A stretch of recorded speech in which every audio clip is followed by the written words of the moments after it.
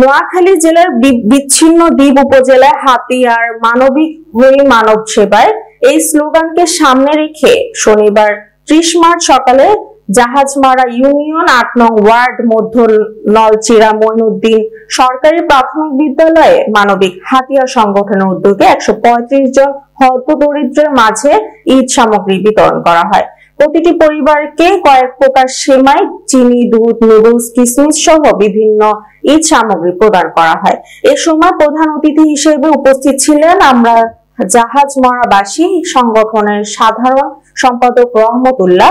বিশেষ অতিথি হিসেবে উপস্থিত ছিলেন চট্টগ্রাম বিশ্ববিদ্যালয়ের ছাত্র অধিকার পরিষদের আহ্বায়ক তামজিদ উদ্দিন, মানবিক হাতিয়ার সভাপতি ডাক্তার জসিম উদ্দিন, সহ সভাপতি মাহবুব রহমান, সাধারণ সম্পাদক শাহাদাত হোসেন সহ আরো উপস্থিত ছিলেন উক্ত সংগঠনের সদস্যবৃন্দ।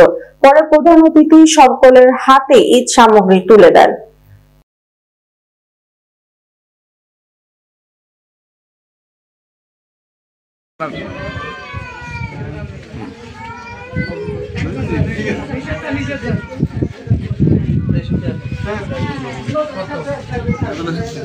সামনে না একটু